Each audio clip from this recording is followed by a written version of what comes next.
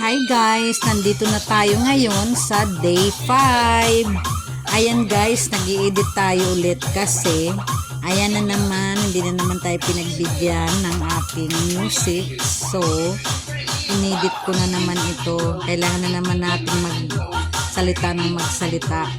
So, ayan guys, kita na talaga yung tiyan natin, reveal na talaga. So, ayan. Kailangan naman kailangan kong tapusin tong 10 days guys, kahit ang hirap na. Kasi tingnan nyo naman yung tiyan ko guys, no? Yan talagang pinoproblema ko guys. Alam nyo ba guys, pag nakikita nyo yung naka-shorts ako, diba ang liit naman ng aking legs at saka ng aking kamay. Kaya pag tumaba ako guys, hindi kasi ako tabain guys eh. So yan na yung pinakamataba ko. Yan yung pinakamataba ko. Kaso lang, yung tiyan ko talaga ang lumalaki. Kaya hindi siya, dapat doon siya sa mga kamay, sa mga legs, dapat doon, o kaya sa puwet, o kaya din sa dibdib. Mga ganyan sana ba? Diyan talaga siya sa tiyan guys. Yan ang pinoproblema ko dati guys. Kaya ako nag-gym. Dahil dyan, hindi ako nag-gym dahil sa mataba ako, hindi. Nag-gym ako dahil sa tiyan ko. Nagbo-bloated talaga siya guys. Ewan ko ba kung bakit ganyan siya. So yan talaga ang pinaka-problema ko sa buhay ko, yung aking tiyan talaga. Lumalaki talaga siya pag ako'y tumataba. Hindi ako tumataba ng malaking malaki. Yan ang tiyan ko ang lumalaki. Lalo na guys pag lagi ako nagkakanin. Yan ang pinakahit ko guys. Nagkakanin lang talaga ako guys. No, mahilig ako sa ulam. Kaya hindi ako tumataba. Mahilig ako sa ulam. Kaso nga lang talagang pag yung kainan ng barkadahan. So, binibigyan ka ng kanin. Ayun, napapakanin ka na rin. So, ayan. Yan ang aking nakukuha ko lagi pag nagra-rice talaga ako guys. Kasi diba guys, ang mga ulam na lalo na pag sa mga karne tayo na ulam, ang sarap sa kanin, diba? So ayan, napapasarap sa kanin, kaya ayan na naman ako. Problemado na naman ako dyan sa tiyan ko. Pero guys, 5 days na. May pagbabago naman, pero sa bagay, 1 month talaga. Pag nagganyan ka, 1 month talaga makikita mo yung result. Hindi naman talaga as in na, kung talaga siguro, kung talagang hindi ka talaga kakain ng talagang anuhin mo siya, mag-diet ka talaga, no carbs ka talaga. So sa 10 days na yan, makukuha mo. Pero mo 10 days lang guys. No? So kaya ba naman ang tiyan ko, napakalaki ng tiyan ko. Pero guys, ayan, tinan mo naman. Wala naman akong bilbil, kundi yung aking tiyan ay lumulobo para siyang bola or balon. See guys, payat kasi ako eh. May abs ako guys. Yung gilid ng ko guys, mayroon niyang mga hati, yung mga gilid ng tiyan. Ang lumalaki guys, yung gitna. Ayan oh, parang balon, nakakainis. Nakakainis yung tiyan na yan. Yan talaga siyang lumulobo. Pag nagra-rice lang naman talaga ako guys. Yan lang talaga. So ngayon, gusto ko siyang tanggalin. Hindi ako nagpapapayat, kundi gusto ko lang mawala yung pagka-bloated niya. So nag-try ako dyan sa ganyan. Tapos hindi na naman ako nagra-rice, pero yun nga, kumakain ng mga gulay. Tingnan mo naman sa likod ko guys. Si Yuyinski. Ayan. Alam niyo ba guys, na nagluluto kami dyan, tinuruan niya ako magluto sa air fryer. Kasi nga, nang nagluto ako ng isang beses ko lang ginamit talaga yun guys, kasi hindi ako marunong magluto. Ngayon, nagluto ako ng tosino, ginawa ko guys, nilagay ko doon sa pinakamaano. Di ang nangyari sa tosino, nagiging uling. So, hindi ko na inulit. So, ngayon, tinuruan niya ako, sabi niya, magluto, turuan niya ako doon sa air fryer. Tapos, ayan, naingganyo na rin siya guys, sayaw na rin siya, sayaw sa likod. Diba? Ayan, may kasama ako. Naingganyo siyang umano sa akin. Yan ang may kasalanan guys, kung bakit lumaki ang tiyan ko. Yan silang dalawa ni Madam. Yan sila yung amo ko at saka yan, kapatid yan siya eh. So yan siya ang laging nagpapakain sa akin ng kanin. Kaya ayan, tuloy. Nung pumunta ako sa kanila guys, ayan. Nung sila nakakasama ko, kasi yan sila ang bago kong amo eh. So ayan, alagang-alaga ako sa pagkain, kaya sabi ko nga sa kanila guys, hindi ako nag-iinarte. Kaso nga lang, talaga ang lumalaki sa akin ang tiyan. Buti sana guys kung lahat lumalaki, no?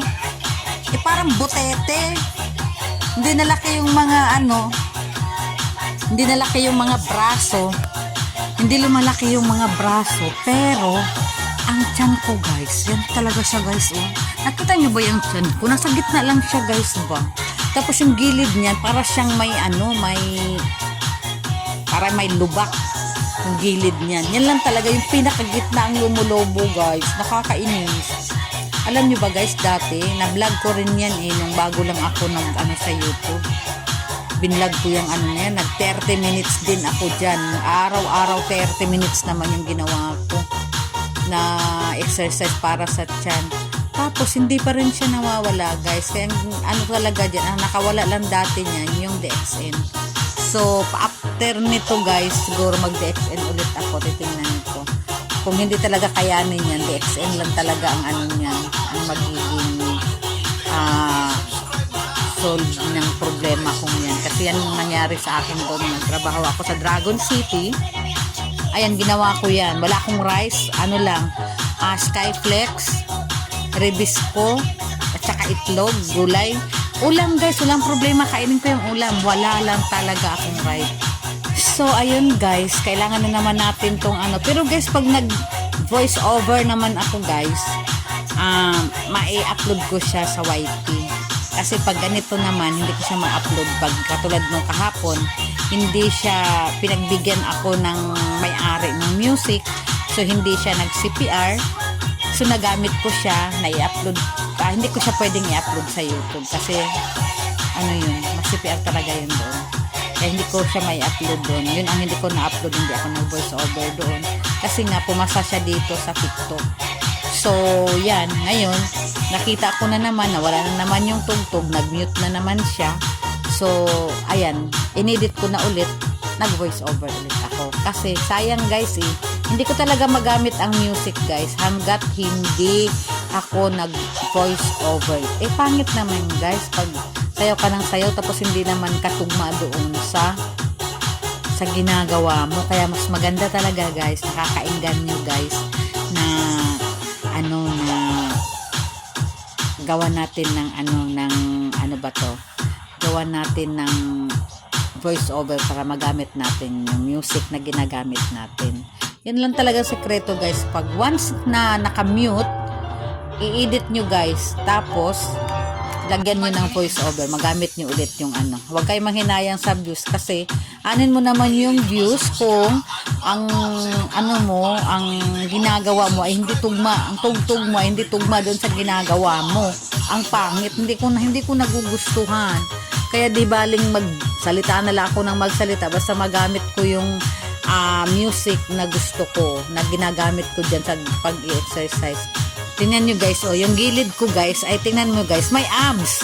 Ang problema, yung gitna, yan talagang pinoproblema ko Hindi siya lumalaki guys na buo. Yung gitna lang ang lumalaki. Tapos yung gilid ng gitnang yan guys, meron siyang parang kanal. Parang abs ba? Tingnan nyo guys, kung i-zoom nyo yan, makikita nyo na meron siyang hindi talaga siya lumalaki ng malaki-malaki. Kaso nga lang, yung gitna, para baga siyang balon guys. So yan naman yung tatanggalin ko kasi pangit guys Ayan tingnan niyo yung gilid ng tiyan ko guys. Meron siyang kanal. May kanal siya. Pareho yan. Bawat side niyan may kanal. Ang lumalaki lang talaga yan gitna. Kaya yan ang inaano ko Pero pag hindi ko yan kinaya guys, ituloy-tuloy ko pa rin yung ginagawa ko guys kahit hindi ko maipakita sa inyo. Pero ituloy-tuloy ko yan kasi gusto ko siya Tapos, ang gagawin ko na lang guys, iinom na ako ng DXN. DXN, baka naman. At saka kakain ako ng Skyflex. Ayan pa, Skyflex. So, Rebisco, ayan. Yan ang mga ko guys. So, ayan.